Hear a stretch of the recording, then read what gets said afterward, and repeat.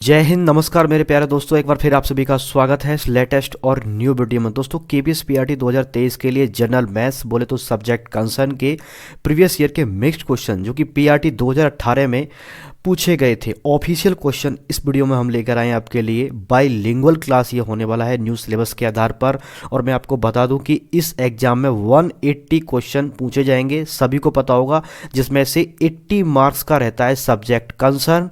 ठीक है, 80 मार्क्स का क्या रहता है सब्जेक्ट कंसर्न, जिसमें से आपको 80 क्वेश्चन में से यानी कि 20 क्वेश्चन आपको पूछे जाएंगे मैथ्स यानी कि जनरल मैथ्स से। ठीक है, और एक प्रश्न को सॉल्व करने के लिए आपको 180 क्वेश्चन है, 180 मिनट आपको मिलने वाले हैं। एक प्रश्न के लिए आपको 1 मिनट मिलने वाला है। वहीं अगर आप किसी क्वेश्चन पर 2 से 3 मिनट ज़्यादा एक्सपेंड करेंगे तो फिर क्या होगा कि अनदर क्वेश्चंस के लिए आपके लिए टाइम कम रह जाएगा। तो मैं आपको एक एसएससी वाली अप्रोच बताने वाला हूं, क्योंकि आपको पता होगा कि एसएससी में 100 क्वेश्चंस 60 मिनट के अंदर सॉल्व करने होते हैं और एक क्वेश्चन के लिए 36 सेकंड मिलते हैं वहां पर सॉल्व करने के लिए। अगर आप उसी अप्रोच को पाना चाहते हैं तो आप हमारे स्टार्टिंग के 2-3 क्वेश्चन देखिए कि किस तरीके से हम क्वेश्चन को सॉल्व करते हैं, जिसमें आप देखोगे कि क्वेश्चन का बिल्कुल हवा हवाई बनेगा। ठीक है, इस वीडियो का जो टारगेट है वो रहेगा 100 लाइक्स का, यानी कि 100 लाइक्स अगर मिलते हैं तो हम नेक्स्ट यानी कि अनदर टॉपिक जो अच्छे अच्छे मैथ्स के इंपॉर्टेंट क्वेश्चन हैं आपके लिए लाने की कोशिश करेंगे। चलिए वीडियो को शुरू करते हैं। पहला प्रश्न है आपके सामने, a certain sum is distributed among A B C and D in the ratio 3:4:8:6 respectively, यानी कि क्रम से। If the share of C is R S 2820 more than that of B, यानी कि बी से इतना अधिक है, then what is the sum of shares of A and D, यानी कि ए और डी के शेयर का सम पूछ रहा है। तो प्यारे दोस्तों ध्यान से देखना है आपको कि एक निश्चित राशि पर ए बी सी डी के बीच जो अनुपात दे रखा है, इस तरीके से डिस्ट्रीब्यूटेड की गई है राशि इस रेशियो में। ठीक है, रेशियो का मतलब होता है बराबर, लेकिन किसको ज़्यादा किसको कम वो रेशियो बताता है। ठीक है, कि अनुपात में वितरित की जाती है। यदि सी का भाग बी से 2820 रुपये अधिक है तो ए और बी के भागों का योग ज्ञात करना है। तो ध्यान से आपको देखना। देखिए हम यहीं पर मान लेते हैं कि ये हमारा ए है और ये हमारा बी है, चाहे तो आप इसको रफ पे भी कर सकते हो। ये हमारा सी है और ये हमारा क्या है, डी है। तो डी का रेशियो है। ठीक है, ये बात आपको थोड़ा ध्यान देना है, क्योंकि यहाँ पर राशि नहीं दी है हमें कितनी राशि बांटी गई है।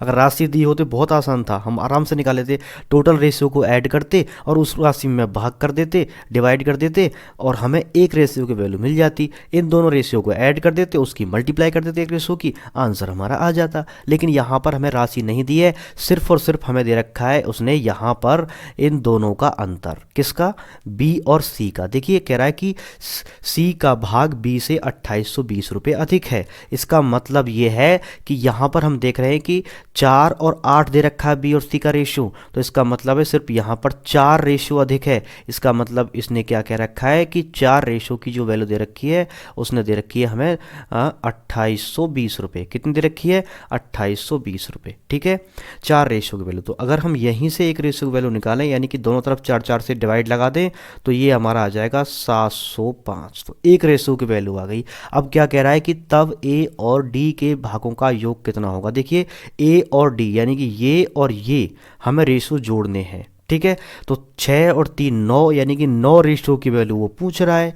तो 9 रेशियो की वैल्यू कितने हो जाएगी, 9 की गुणा कर देंगे हम 705 में, तो हमारा आंसर क्या आ जाएगा। राइटिंग में थोड़ी प्रॉब्लम आ रही क्योंकि हाथ में चोट लगी है, लिख नहीं पा रहा अच्छे से। ठीक है, 9 की मल्टीप्लाई करेंगे तो 9 5 जा हो गया 45, क्योंकि नेक्स्ट जीरो लगा हुआ है, कैरी कुछ ऐड होना नहीं, और 9 7 जा हो गया हमारा 63।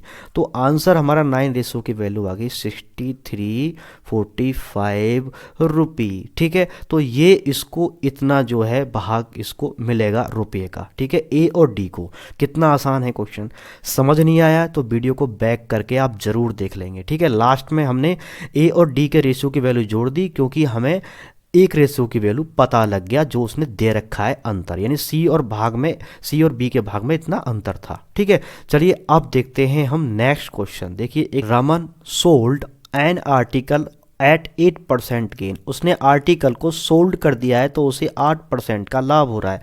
Had it been sold for 150 more, यानी यदि इसे वह इतने रुपए का बेचता, 150 रुपये अधिक बेचता, जितना पहले बेचा है उससे 150 वो अधिक बेचता, the gain would have been 14%, तो उसका जो गेन है, लाभ है, वो 8% से 14% हो जाता। ठीक है, तो इसका मतलब है उसे 6% एक्स्ट्रा मिल जाता।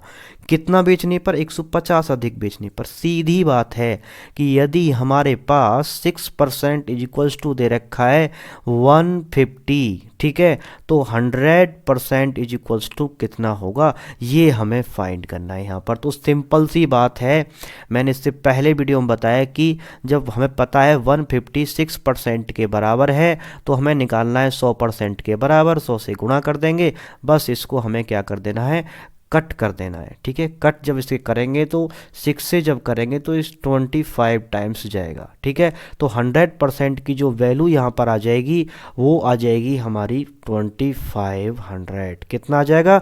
2500 जब इसकी मल्टीप्लाई करेंगे तो। अब उसने दिया है कि यदि इसे इतने पर बेचा जाता है तो लाभ प्रतिशत क्या होगा। देखो तीन तीन बात कह रहा है वो, पहले उसने बेच दिया है 150 अधिक पे, फिर वो बेचेगा, फिर तीसरी बार कह रहा है कि यदि 2650 में बेचें तो कितना लाभ मिलेगा। सीधी बात है, ये जो हमने निकाला ना 100%, ये इसका कॉस्ट प्राइस है, यानी कि लागत मूल्य या उसकी मैन्युफैक्चरिंग मूल्य हमने यहाँ पर निकाल लिया। सही बात है ना। तो अब उसे हमें जो वस्तु या उसे जो वस्तु पड़ी है वो 2500 रुपये की पड़ी है, उसने 2650 की बेच दी। इसका मतलब है कि उसे 2500 रुपये पर कितना फ़ायदा हुआ? 150 रुपये का। 150 कितना परसेंट है 2500 रुपये का? बस हमें यही निकालना है। ठीक है, तो बस कट कर देंगे इसको। कैसे? 0 से हमने इसमें 0 कट कर दी, और 25 से जब इसको कट करेंगे तो यहाँ पर आ जाएगा 25 चौका 100। नीचे कितना बचा? क्योंकि एक 0 बची, इसका मतलब नीचे 10 बचा है। कितना बचा है? 10 बचा है। तो इसको कट कर सकते हैं कितने से? हम इसको 2 से कट कर 5 से कट कर सकते हैं। 5 2 जा 10 और 5 3 जा हो गया हमारा 15। ये कितना हो गया? 3 चौका 12, तो ये आ गया हमारा 12/2, और 2 से इसको काट देंगे तो हमारा आंसर आ गया 6। तो उसको 6%, कितना? 6% का लाभ होने वाला है। उसने प्रतिशत लाभ पूछा है, कितना? 6% का लाभ हो रहा है। जो आप बच्चों को पढ़ाते हो उस तरीके का क्वेश्चन यहाँ पर नहीं मिलते, थोड़ा सा एडवांस क्वेश्चन मिलते हैं। जैसे देखिए मेंसुरेशन का क्वेश्चन है और यहाँ पर इसको रेशियो प्रोपोर्शन को भी इन्होंने इसमें डाल दिया है। ठीक है, फॉर्मूले आपको पता होना चाहिए। देखिए एक अलग से मेंसुरेशन का वीडियो बनाए जाएंगे, ज्योमेट्री और मेंसुरेशन का, अगर आपका प्यार भरा सपोर्ट मिलता रहा तो। बेलन के वक्राकार सतह का क्षेत्रफल, यानी कि जिसे हम कर्व सरफेस बोलते हैं, the ratio between the curve surface area and the total surface area of a right circular cylinder is 2:3। What is the ratio of radius and height of the cylinder. बेलन के वक्राकार सतह का क्षेत्रफल दे रखा है, तो सबको पता होगा जो कर्व्ड सरफेस एरिया होता है, क्या होता है? Curve surface area, C4 curve, S4 surface. मैंने शॉर्ट में लिखने की कोशिश करूंगा। कर्व सरफेस एरिया होता है 2πr/h। तो मैं आपको बता देता हूं, देखिए ध्यान से देखिए, ये हमारा कोई बेलन है। बेलन बोले तो इंग्लिश में बोले तो सिलेंडर। ठीक है, सिलेंडर जैसे घर में होते हैं सिलेंडर। ठीक है, ये इसकी यहाँ से यानी सेंटर है और ये इसकी यहाँ पर रेडियस हो गई। ठीक है, आपको पता होगा कि अगर वृत्त का इस तरीके से परिधि निकालें तो वो होती है 2πr। क्या होती है? 2πr। और बेलन की अगर हम हाइट की बात करें तो बेलन की जो हाइट हो जाएगी वो हो जाएगी h। तो अगर हम इस बेलन को यहाँ से कट कर दें और इसको पूरा खोल दें तो इसका मतलब है ये तो इसकी आ जाएगी चौड़ाई। ठीक है, चाहे इसको चौड़ाई मान लो चाहे इसको चौड़ाई मान लो, ये किसी एक को लंबाई मान लो। तो सीधी बात है, जब हम आयत जैसा बन जाएगा, इसको जो बेलन को बीच में से काट के निकालेंगे, अगर बेलन हमारा खोखला है तो ठीक है, काट के निकालेंगे तो हमारा आयत जैसा बन जाएगा, और दोनों की मल्टीप्लाई करेंगे यानी कि लंबाई गुणा चौड़ाई। तो इसका मतलब है जो वक्र पृष्ठ का जो क्षेत्रफल है ना, वो हमारा आ गया 2πr/h। देखिए आप जब खुद से मेहनत नहीं करेंगे तो सिलेक्शन बहुत मुश्किल है। ठीक है, तो ये आपको खुद से इन चीज़ों के बारे में सोचना पड़ेगा, बहुत भयंकर तरीके से आपको ये छोटी छोटी बारीकियों को समझना पड़ेगा। ठीक है, नेक्स्ट क्या कह रहा है? बेलन के कुल सतह का क्षेत्रफल। देखिए अब यहाँ पर हमें 2 सर्कल ये वाले रह गए, क्योंकि हमने सिर्फ और सिर्फ सर्कुलर सिलेंडर यानी कि कर्व फेस लिया, यानी कि ये गोल गोल वाला लिया है, तो ये 2 फेस रह गए। अब हमें देखिए इसका फॉर्मूला नहीं पता है, तो हम कैसे निकालेंगे टोटल सरफेस एरिया का? टोटल सरफेस एरिया का फॉर्मूला होता है 2πr/h। आर एच, और इसमें हमें दोनों लंग के जो वृत्त का जो एरिया है इसको आप ऐड कर दो, 2 पाई r²। ठीक है, मैं फॉर्मूला बता रहा हूँ, हालांकि मुझे इस क्वेश्चन में करने में इतना टाइम नहीं लगता, बस इसका इतना आंसर आ सकता। देखिए अब ये फॉर्मूला हमारा यहाँ पर बन गया, तो इस फॉर्मूले को देखिए कैसे सोल्व करेंगे। यहाँ पर आप 2 पाई कॉमन ले लेंगे, 2 पाई कॉमन ले लेंगे यहाँ पर, और 2 पाई r कॉमन ले लो। ठीक है, 2 पाई r कॉमन ले लो, अंदर बचा h प्लस r। तो ये सर आपका फॉर्मूला बन चुका है टोटल सरफेस एरिया का, टोटल सरफेस एरिया का फॉर्मूला आ चुका है। बस क्वेश्चन में क्या कह रहा है कि इनका रेशियो उसने दे रखा है, तो त्रिज्या यानी कि r और ऊंचाई h का रेशियो पूछ रहा है वो। तो सिंपल है, इन दोनों फॉर्मूलों को एक दूसरे के क्या है रेशियो में एक दूसरे को उसमें रख देंगे। तो यहाँ पर कर्व सरफेस एरिया वक्राकार जो दे रखा है उसने उसका, और टोटल सरफेस एरिया 2 पाई r और h प्लस r। मैंने राइटिंग बोला कि राइटिंग प्रॉब्लम हो रहा है मुझे करने में थोड़ा सा। ठीक है, चलिए नेक्स्ट यहाँ पर दे रखा है 2:3। ठीक है, ये दे रखा है हमें यहाँ पर 2:3, ये दे रखा है यहाँ पर 2:3 दे रखा है। ठीक है, अब हमने दोनों के फॉर्मूले एक दूसरे के रेशो में लगा दिए, उनकी सामने सामने वैल्यू रख दी जो दे रखी है उसने।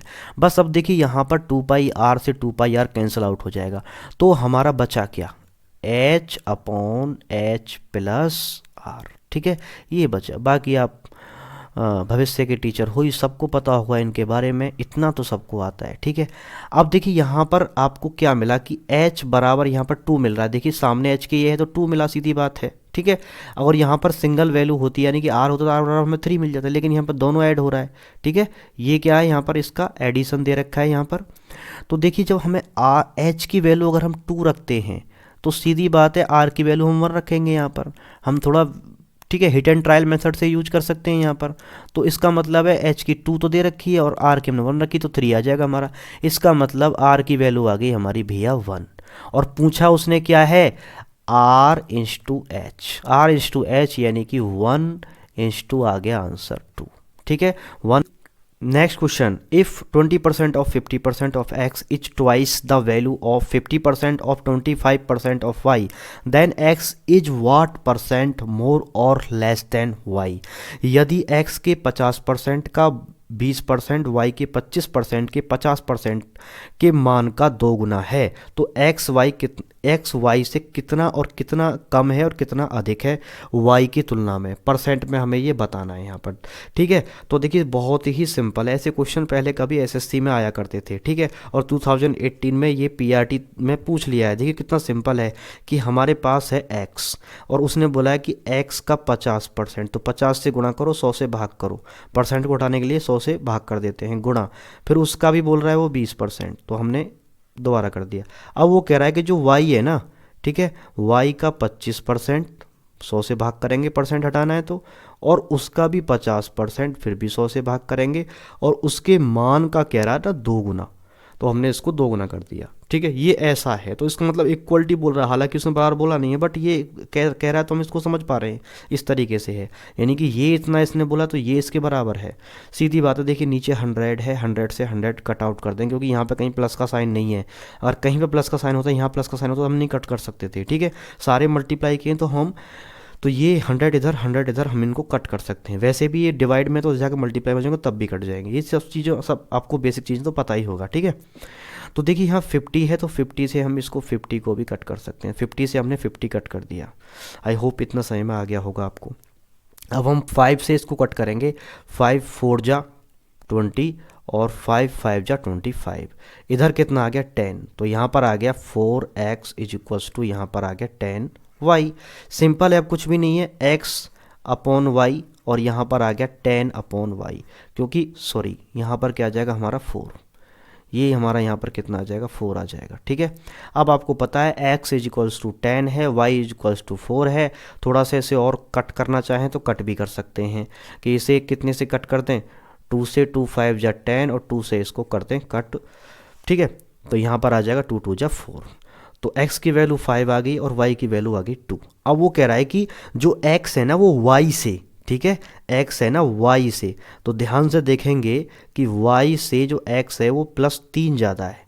ठीक है, किससे ज़्यादा है, y से, तो हमें परसेंट चेक करना है कि जो 3 ज़्यादा है ना y से x, ठीक है, कितना ज़्यादा है, 3 ज़्यादा है ना, वो कितना ज़्यादा है y के अनुसार। ध्यान से देखेंगे, यही चीज़ यहाँ समझने वाली होती है जो ज़्यादातर एस्पिरेंट्स गलती कर देते हैं। अगर आपने 3 नीचे कर दिया 2 ऊपर कर दिया, गलत हो जाएगा क्वेश्चन। ध्यान से आपको देखना है कि x कह रहा है x y के कितने परसेंट, ठीक है, एक्स वाई कितने प्रतिशत अधिक या कम है, एक्स वाई के, यहाँ पर टाइपिंग मिस्टेक हो गया, ठीक है, एक्स वाई के कितने प्रतिशत अधिक या कम है। तो जो कह रहा ना किसके, तो वाई के कह रहा, तो वाई के की वाई की वैल्यू हमने नीचे रख ली। अब x कितना अधिक है, क्योंकि कम या अधिक की बात कर रहा है तो 3 को ऊपर रखा। अब हमें इसको परसेंट में कन्वर्ट करना है, तो 100 से आप इसको मल्टीप्लाई कर देंगे, तो इसे कट करेंगे तो यहाँ पर आ जाएगा तुम्हारा कितना 50, और फाइनली हमारा आंसर कितना आ जाएगा यहाँ पर 5 3 जा 15, यानी कि 150 आंसर आ जाएगा। ठीक है, क्या आ जाएगा यहाँ पर आंसर 150, हमें यहाँ पर आंसर मिल गया। ठीक है, तो इस तरीके से आपको क्वेश्चन सॉल्व करने, यानी कि जमा के नहीं करने, जिस तरीके से हम बच्चों को सिखाते हैं वो तरीके से आपको स्टेटमेंट की जरूरत ही नहीं पड़ती है यहाँ पर। ठीक है, तो इस तरीके से हमारा जो आंसर है वो कितना आ गया 150, और ये परसेंट का साइन और आ गया, तो आंसर कितना हो जाएगा 150%। ऐसे क्वेश्चन को सॉल्व करना होता है यहाँ पर। ठीक है, तो चलिए नेक्स्ट क्वेश्चन, हालांकि आप भी इस क्वेश्चन को ऐसे ही सोल्व करने की कोशिश करते हैं, इसमें कुछ नया नहीं बताया मैंने। चलो अगले जो नेक्स्ट क्वेश्चन है उनमें हम बताने की आपको कोशिश करेंगे। देखिए ये रहा एक बहुत ही भयंकर और डेंजरस, ज़्यादातर लोगों को इससे डर लगता है, क्योंकि ज्योमेट्री का जिनका बेसिक अच्छा है मैथ्स उसके लिए तो हलवा है ये, जिनका बेसिक थोड़ा कमज़ोर है उनको थोड़ा प्रॉब्लम कर सकता है इस तरीके का क्वेश्चन।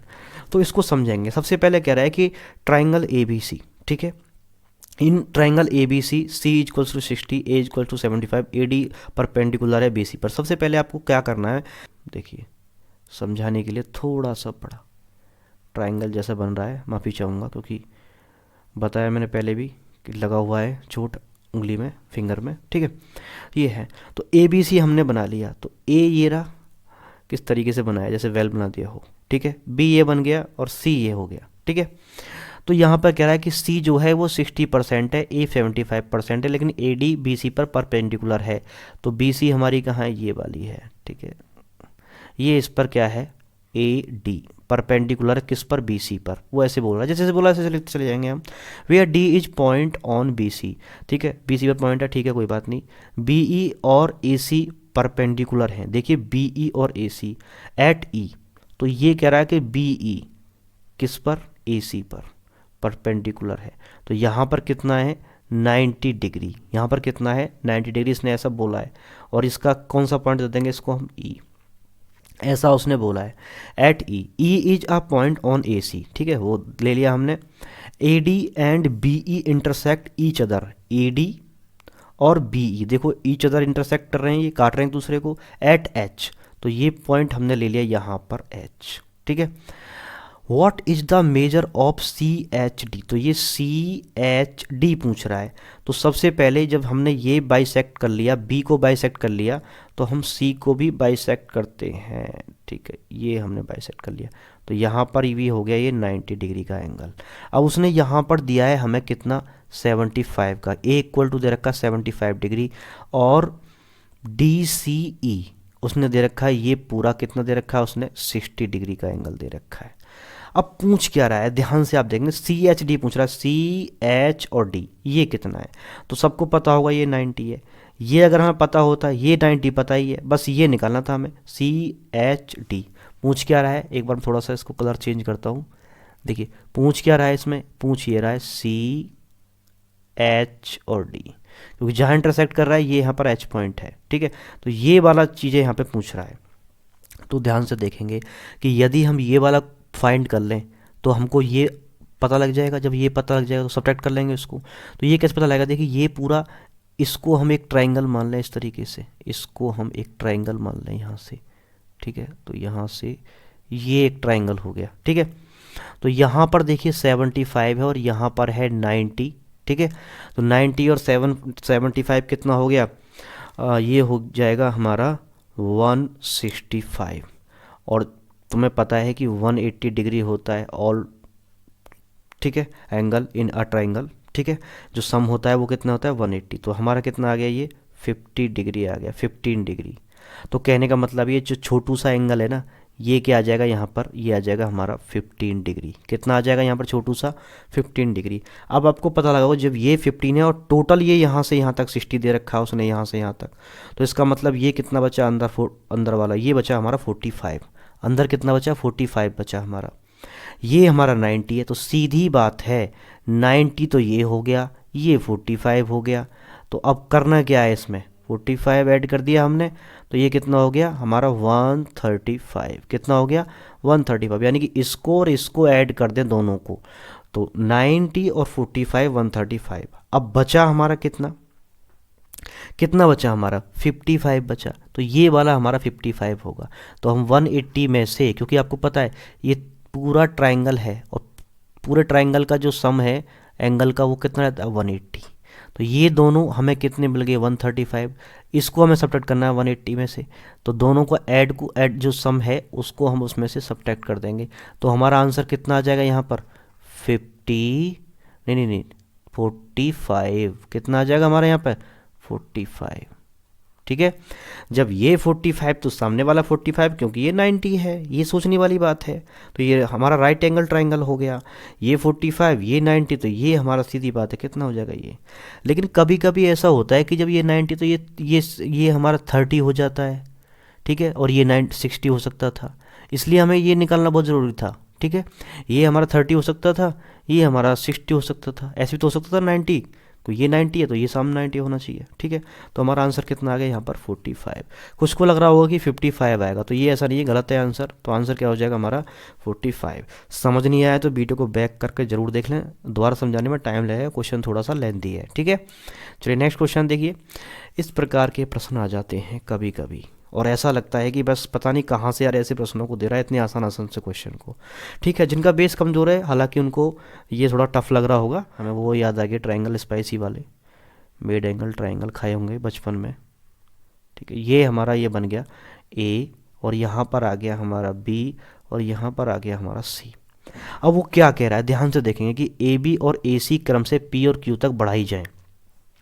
हालांकि मैं इंग्लिश में कभी हिंदी में पढ़ लेता हूँ, बस इस चीज़ के लिए माफ़ी चाहूँगा आपसे। देखिए, in a triangle A B C side A B and A C are produced to P and Q. देखिए ए बी और ए सी को, तो ये पूरा ए बी है, इसको हमें थोड़ा आगे की तरफ प्रोड्यूस करना है, और ये ए सी को आगे तरफ प्रोड्यूस करना है। अब वो क्या कह रहा है, देखिए आगे ध्यान से देखेंगे। Respectively the bisector of P B C, तो देखिए पी ये और ये यहाँ पर Q, bisector of P B C. आप आइडिया से कोई बाइसेक्टर बना लीजिए। ठीक है, ये मैं थोड़ा आइडिया से बना लिया। और नेक्स्ट क्या दे रखा है यहाँ पर क्यू सी बी का बाइसेक्टर, और वो मिलता कहाँ पर है, ओ पर मिलता है।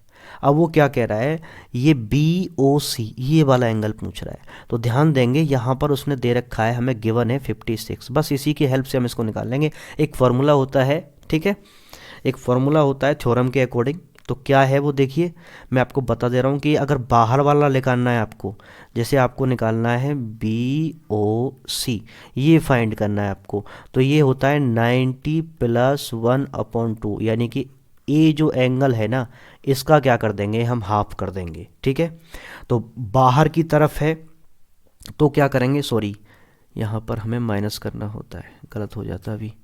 बाहर की तरफ है तो क्या कर देते हैं माइनस, और यदि वो अंदर की तरफ है, मान के चलो ये बाइसेक्टिंग है, ठीक है, ये बाइसेक्टिंग एंगल यहाँ पे दे रखे हैं मान के चलो, ठीक है, ये बाइसेक्ट कर दिया हमने ए बी सी को, और ए सी बी को बाइसेक्ट कर दिया, और यहाँ पे मान के चलो यहाँ पर पी पे मिल रहा है, तो हमें ये बी पी ओ निकालना है। तो बी पी ओ कैसे निकालेंगे, देखिए बी पी ओ ये वाला एंगल फाइंड करना है।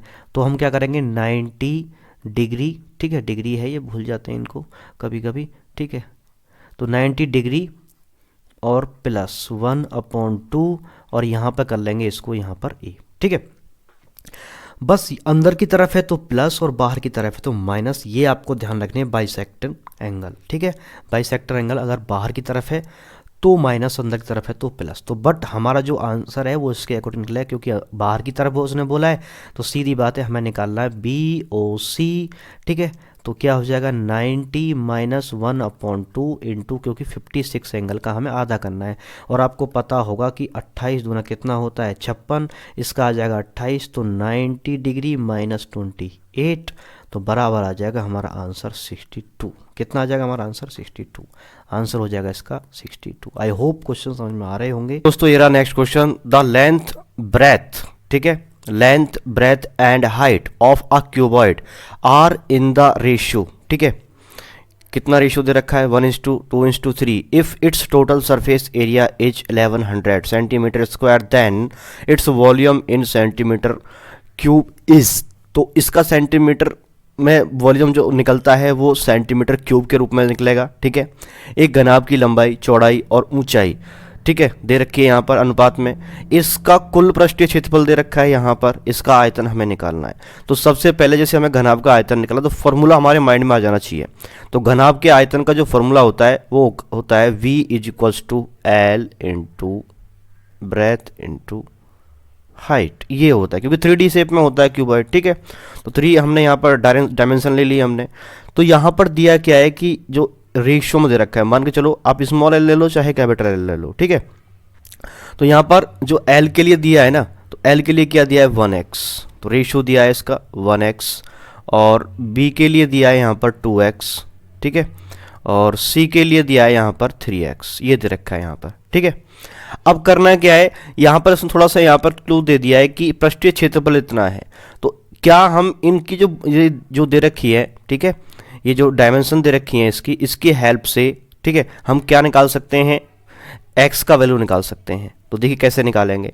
तो हमें पता है कि जो इसका कुल पृष्ठीय क्षेत्रफल होता है, टोटल सरफेस एरिया होता है क्यूबॉइड का 2 × L × B plus B × H, ठीक है, ये H है यहाँ पर, L × B, B × H, और क्या हो जाएगा प्लस H × L, ठीक है, = उसने दे रखा है यहाँ पर 1100। तो अब जैसे ही इसकी वैल्यू यहाँ पर रखेंगे L × B, यानी इन दोनों की मल्टीप्लाई करेंगे तो ये आ जाएगा हमारा 2x², ठीक है, प्लस वैल्यू पुटिंग करेंगे 2 और 3 कितना, 2 3 जा 6, और x का हो जाएगा स्क्वायर, प्लस यहाँ पर कितना 3 1, तो यहाँ पर आ जाएगा 3x² = आ जाएगा हमारा 1100, ठीक है। अब इनको टोटल को ऐड कर लो, 6 और 2 8, 3 कितना हो गया 11 2 22, तो ये अगर 22x² = आ जाएगा हमारा 1100। बस डिवाइड लगाएंगे तो ये आ जाएगा हमारा 11² = 50, ठीक है, 22 से डिवाइड लगाएंगे। अब हम x = इस स्क्वायर को इधर ले जाएंगे, इधर जाके स्क्वायर रूट बन जाएगा, तो ये आ जाएगा हमारा 50 स्क्वायर रूट में, ठीक है। अब हमें x की वैल्यू निकल चुकी है, तो हमारी l कितनी आ जाएगी 1x, या हम ओनली 1 को ना लिखें तो कोई प्रॉब्लम नहीं है, x की यहाँ पर रख दिया हमने 50, यहाँ पर रख देंगे हम 2√50, ठीक है, और यहाँ पर रख देंगे हम 3 और यहाँ पर रख देंगे हम 50। अब बस यही वैल्यू यहाँ पर पुट करनी है हमें। तो यहाँ पर कितना है, L की वैल्यू है √50 इंटू, और B की वैल्यू कितनी है 250, और H की वैल्यू कितनी है 350, ठीक है। तो ये आपको पता होगा कि अगर हम स्क्वायर रूट का मल्टीप्लाई करते हैं स्क्वायर रूट से तो हमारा स्क्वायर रूट हट जाता है, यानी कि हमारा डायरेक्ट क्या आ जाएगा 50 आ जाएगा। तो यहाँ से हम दोनों की मल्टीप्लाई करेंगे 50 आ गया, और 3 यहाँ पे है, ठीक 3 2 जा, और ये कितना हो जाएगा हमारा 6, तो 6 × 50 = आ जाएगा 50, और यहाँ पर देखिए 50 क्योंकि एक स्क्वायर रूट बचा है 50 का, ठीक है। तो ये कितना हो गया 300, और यहाँ से देखिए हम ये जो दे रखा है √50 है, इसको भी हम कर सकते हैं ना 5 × 5, इसके फैक्टर कर लेंगे, और 2, तो 5 बाहर आ जाएगा, तो ये आ जाएगा हमारा 5√2, ठीक है, क्योंकि यहाँ पर आंसर जो है वो 2 में है, तो हमें 2 लेके आना है, स्क्वायर रूट के अंदर 2 रखना है। तो जैसे ही हम यहाँ पर रखेंगे 5√2 हो जाएगा यहाँ पर 50 की जगह पर, और ये कितना हो गया ऑलरेडी यहाँ पर 300 है बाहर, तो 300 का 5 से मल्टीप्लाई करेंगे तो ये आ जाएगा हमारा 1500 और √2। तो आंसर कौन सा हो जाएगा हमारा, इसका आंसर ये वाला हो जाएगा, ठीक है। जैसे ही जो पूछ रहा है वो फॉर्मूले आपके माइंड में आ जाने चाहिए मेन सॉल्यूशन का, बस यही एक तोड़ है, ठीक है। चलिए नेक्स्ट क्वेश्चन देखते हैं। दो संख्याओं का लैसे पे और में से पे, यानी कि यहाँ पर दे रखा है LCM of 2 numbers is 340 times their HCF if HCF is 26 and one of the numbers is 442 then the other number is. देखिए एक फॉर्मूला होता है, ये पढ़ा होगा आपने, ठीक है, क्लास 6 से ही स्टार्ट हो जाता है, ठीक है। तो फॉर्मूला क्या होता है, फॉर्मूला ये होता है कि अगर हम LCM, ठीक है, और HCF का मल्टीप्लाई करते हैं तो एलसीएम इंटू एचसीएफ होता है first number into second number, ठीक है, first number into second number. But यहाँ पर एक कंडीशन दे रखी है, उस कंडीशन के अकॉर्डिंग हमें ये सब चीज़ें करनी निकालनी है, ठीक है। तो यहाँ पर दे रखा है कि LCM of two number 340 times their HCF, तो यानी कि उसने दे रखा है हमें कंडीशन के एलसीएम इज इक्वल्स टू है क्या, एचसीएफ का कितना 340 टाइम्स, और एचसीएफ उसने आगे दे रखा है देखिए हमें 26, तो 26 की मल्टीप्लाई कर देंगे और ये हो गया हमारा 340।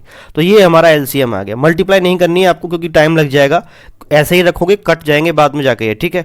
तो फिर फॉर्मूले में अगर जैसे हम इसको पुट करेंगे तो फॉर्मूला हमारा ये दे रखा है, जैसे हम इसको फॉर्मूले में पुट करेंगे तो फॉर्मूले में पुट करेंगे तो क्या आएगा एलसीएम, एलसीएम कितना है हमारा 26 इंटू 340, ठीक है। और एचसीएफ कितना दे रखा है वहाँ पर 26। अब ये मत सोच लेना, ये तो हमने एलसीएम निकाला था इससे, ठीक है, 26 की मल्टीप्लाई कर दी इज इक्वल्स टू, यहाँ पर एक नंबर दे रखा है हमारा 442 और सेकंड नंबर हमें क्या है वो फाइंड करना है, अन्य संख्या में फाइंड करनी है। बस इससे इसमें क्या कर देंगे भाग लगा देंगे। तो यहाँ पर इसको हम देख लेंगे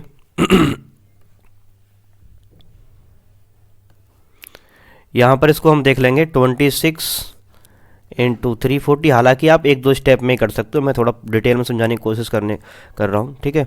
आप इसे एक दो स्टेप में ही सॉल्व कर सकते हैं, टाइम कंज्यूम ना करेंगे ज़्यादा, ठीक है। तो आप इससे कट करेंगे, इसे 2 से कट करो, चलो 2 से कट कराइए 13 हो गया, इसे 2 से कट करेंगे ये हो गया 221, फिर इसको 13 1 जा 13 और 13 1 जा 13 और 13 7 जा 17 टाइम्स हो गया, 17 से इसको काट दो कितना 2 टाइम्स, तो ये आ गया हमारा कितना, जो सेकंड नंबर है वो आ गया हमारा 520, यानी कि 26 दूनी 26 और 20, यहाँ पे 21 ना 20 की और 26 की मल्टीप्लाई करेंगे तो ये आ जाएगा हमारा 520। तो सेकंड नंबर आ गया हमारा 520, ठीक है। ये कितना है 520 सेकंड नंबर हमारा 520 आ गया। नेक्स्ट क्वेश्चन देखते हैं, चलिए देखिए यहाँ पर इस क्वेश्चन में मैं आपको कई क्वेश्चन समझाने की कोशिश करूंगा। मान लो कि ये क्वेश्चन नहीं है आपके पास कि ए कोई कार्य करता है, ध्यान से समझेंगे। मान लो कि ए कोई कार्य करता है कितने दिन में, ए कोई कार्य करता है 20 दिन में, ठीक है, और बी कोई कार्य करता है कितने दिन में करता है 30 दिन में करता है, ठीक है। ए 20 दिन में करता है और बी 30 दिन में करता है। अगर वो दोनों एक साथ कार्य करें, मैं एक अलग से क्वेश्चन बना के बोल रहा हूँ कि ए 20 दिन में करे और बी 30 दिन में करे, तो ये दोनों अगर एक साथ कार्य करें तो कितने दिन में कर लेंगे। तो उसके लिए एक तरीका है कि दोनों का ले लेंगे हम एलसीएम, ठीक है। तो इनका जो एलसीएम हो जाएगा, ठीक है, क्या एलसीएम इज इक्वल्स टू हो जाएगा, दोनों का अगर हम एलसीएम लें तो 60 सही रहेगा। एलसीएम हम कुछ भी ले लें आंसर वही आएगा, ठीक है। हालांकि एलसीएम लेने का तरीका मैं बताऊंगा आपको एक अलग नेक्स्ट कैलकुलेशन में, किस तरीके से आप फास्ट कर सकते हैं कैलकुलेशन, ठीक है। तो एलसीएम हमने कितना ले लिया, इसका 60 ले लिया, ठीक है, और इससे छोटा तो कोई एलसीएम हो ही नहीं सकता, लोएस्ट कॉमन फैक्टर आपको लेना है उसमें, ठीक है। तो यहाँ पर देखना है कि अगर हम 20 से डिवाइड करें इसको 60 को, तो यहाँ पर आ जाएगा 3, और इसको 30 से डिवाइड करें तो ये आ जाएगा 2, ठीक है। अब यहाँ पर ध्यान से देखना है, ये जो वैल्यू आ रही है, मैं कह रहा हूं कि यहां पर जो दे रखे हैं ना ये डे दे रखे हैं, यानी कि ए 20 दिन में करता है काम और बी 30 दिन में करता है काम, और लेकिन ये क्या आया, ये यूनिट वैल्यू आई, ठीक है, 1 डे का जो ये आया यूनिट वैल्यू, ठीक है। 1 डे में इतने यूनिट वो बनाएगा और बी कितने बनाएगा 2 यूनिट बनाएगा, ठीक है। किसी भी कोई भी काम कर रहा है वो, तो उसकी 3 यूनिट बनाएगा और ये उसकी 2 यूनिट बनाएगा। अब वो दोनों एक साथ काम करें तो टोटल वर्क हमारे पास ये, इसको हम एलसीएम जो होता है इसको हम टोटल वर्क बोलते हैं, ठीक है। इसको क्या बोलते हैं हम, टोटल वर्क। तो टोटल वर्क हमारा 60 है और दोनों की इफिशियंसी, और एक को इसको 1 यूनिट बनाता है लेकिन इसको हम इफिशियंसी भी बोलते हैं। 1 डे की इफिशियंसी उसकी इतनी है 3 यूनिट बनाने की, इसको इफिशियंसी बोलते हैं, कार्य क्षमता। तो कार्य को कार्य क्षमता से अगर हम भाग दें, यानी कि दोनों की कार्य क्षमता कितनी हो जाएगी 3 और 2 5, तो टोटल वो 12 दिन में कर पाएगा काम को। कितने दिन में कर पाएगा, 12 दिन में काम को कर पाएगा, ठीक है। ये तो रहा कोई अलग क्वेश्चन इस तरीके से आ जाए। अगर हम इस क्वेश्चन को अगर इसी आधार पर करना चाहें तो देखिए कैसे करेंगे। अगर आपने कॉपी नहीं किया है, स्क्रीनशॉट नहीं लिया, तो वीडियो को आप बैक करके आप इसका स्क्रीनशॉट ले सकते हैं, मुझे ध्यान नहीं रहा, ठीक है। चलिए, तो इस क्वेश्चन को हम कैसे करेंगे, सबसे पहले आपको ध्यान देना है इस तरीके क्वेश्चन कैसे करेंगे। हालांकि क्वेश्चन यही है, तो यहां पर दे रखा है कि अकेले, ध्यान से देखेंगे, A alone completes 4/5 part of a work in 20 days. The remaining work, जो बचा हुआ कार्य completed by A and B, A और बी द्वारा कंप्लीट किया जाता है 3 दिन में एक साथ, ठीक है. How long would be alone take two times the original work, ठीक है. तो बी जो है, जो ओरिजिनल वर्क है उसका 2 टाइम्स यानी कि 2 गुना कितने समय में कर पाएगा, ये क्वेश्चन है. यहां पर बहुत सिंपल है, उसी की तरह हम इसमें करेंगे, ठीक है. तो ध्यान देंगे, देखिए टीजीटी वगैरह में भी इस तरीके के क्वेश्चन पहले आते थे, ठीक है, रीजनिंग वाले पार्ट में डाल के देते थे. तो देखिए यहाँ पर क्या है, उस तरीके क्वेश्चन यहाँ पर क्वालिटी उन्होंने देने की कोशिश की है. हमारा यहाँ पर दे रखा है कि जो ए है ना वो 4/5 पार्ट 20 डेज में कंप्लीट करता है. कितने डेज में? 20 डेज में. तो ये ओरिजिनल जो वैल्यू होती है वो नीचे होती है, ये जो होती है ना डिनोमिनेटर में, ये ओरिजिनल वैल्यू होती है, और न्यूमरेटर में क्या होती है, जितना उसने कुछ किया हुआ होता है उसके अकॉर्डिंग जो ये वैल्यू होती है, ठीक है. तो यहाँ पर आप देखेंगे कि 4 और यहाँ पे कितना है 20. तो अगर हम 4 को 5 से मल्टीप्लाई कर दे तो 20 आ जाएगा. इसका मतलब है ये जो वैल्यू आ गई 1 यूनिट की वैल्यू आ गई. किसकी? यूनिट की वैल्यू आ गई. हाँ, थोड़ा प्रॉब्लम कर रहा है हाथ, राइटिंग प्रॉब्लम हो रही है, ठीक है. तो ये किसकी वैल्यू आ गई? 1 यूनिट की वैल्यू हमारी ये आ गई. तो 5 यूनिट की वैल्यू कितनी हो जाएगी? तो 5 यूनिट की वैल्यू जो हो जाएगी वो हो जाएगी 25. इसका मतलब ये है कि अगर वो पूरे काम को ए करना चाहे तो पूरे काम को ए 25 दिन में कर पाएगा. ए पूरे काम को कितने दिन में कर पाएगा? 25 दिन में कर पाएगा ए पूरे काम को, ठीक है. अब आपको पता होगा कि यहां पर मान लो ये बी है, बी के बारे में हमें कुछ पता ही नहीं है क्या है बी. तो जब हम यह एलसीएम लेते हैं तो वो ये जो दिए हुए होते हैं उनका मल्टीपल होता है, ठीक है. तो 20, सीधी बात है 25 का मल्टीपल वो होना चाहिए. हमने 25 का मल्टीपल, आप 75 ले लो, ठीक है, 75 ले लो, चाहे आप 150 ले लो, उसका डबल ले लो, चाहे आप यहाँ पे 300 ले लो, कुछ भी ले लो. तो हम यहाँ पर ना 75 ले रहे हैं ना 300 ले रहे हैं, हम ले रहे हैं यहाँ पे 150, ठीक है. आप 75 से करोगे तो उससे भी आंसर इसका निकल जाएगा, ठीक है. क्योंकि ये जो होता है इसका एलसीएम होता है. ये क्या होता है यहाँ पर? एलसीएम. और इसको टोटल वर्क भी बोलते हैं हम, ये बात नहीं भूलना चाहिए, ठीक है. अब 25 का डिवाइड करेंगे तो हम इसमें एफिशिएंसी निकालेंगे 1 डे की, कितना यूनिट बनाता है. तो यहाँ पर आ जाएगा हमारा 6, ठीक है, 6 आ गया. अब बी के बारे में तो हमें कुछ पता नहीं है, तो ध्यान से देखेंगे कि जब ए ने वर्क छोड़ा था, कितना छोड़ा था? 5 दिन का वर्क छोड़ा था. तो ए का 5 दिन का वर्क, क्योंकि 6 यूनिट बनाता है वो एक उसमें, पूरा काम करता है 25 दिन में, तो ए ने 5 दिन का वर्क छोड़ा है. तो इसका मतलब है 6 यूनिट के हिसाब से उसने 30 यूनिट को छोड़ दिया है ए ने. अब ये जो 30 यूनिट है ये कह रहा है कि ए और बी, बची हुई जो 30 यूनिट है ए और बी दोनों बनाएंगे.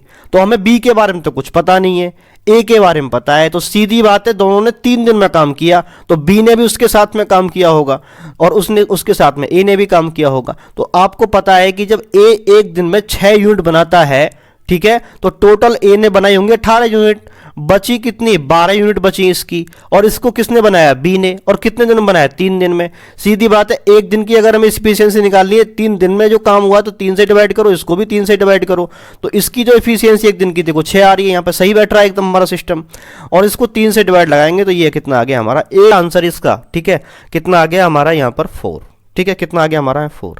अब ये कह रहा है इस कार्य का दोगुना, ये इसने साफ साफ बोला है, इस कार्य का दोगुना. देखिए हमने पहले जो लिया था वो 150 यूनिट लिया था, तो इस कार्य का दोगुना हो जाता है हमारा 300 यूनिट.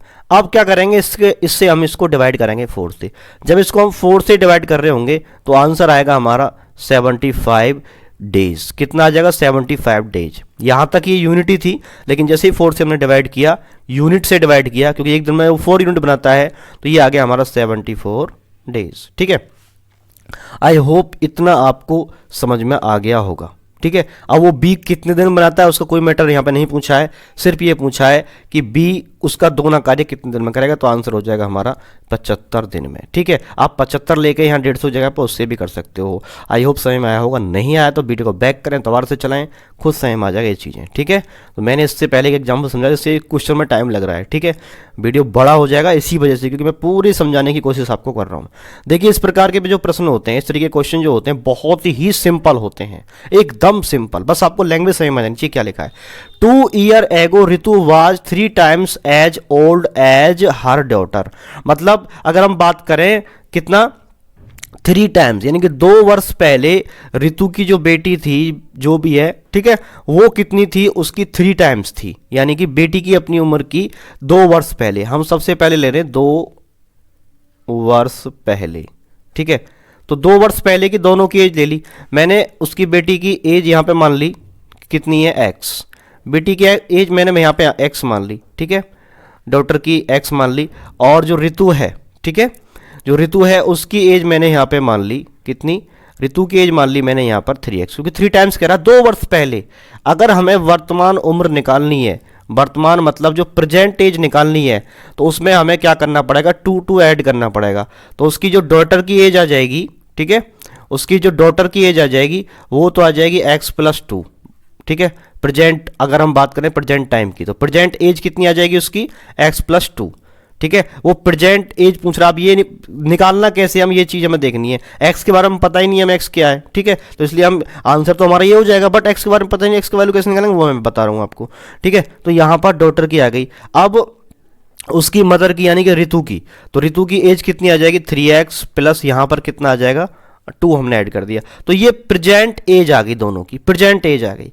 अब वो कह रहा है कि प्रेजेंट में कुछ उसने कंडीशन दे रखी है, क्या दे रखी कंडीशन उसने, कि देखिए ध्यान से देखेंगे, 2 year hence twice her age will be equal to 5 times that of the daughter. देखो ये आफ्टर बोला है इसने, ठीक है, 2 वर्ष बाद, इसमें कुछ गड़बड़ हो गया है टाइपिंग में, ठीक है।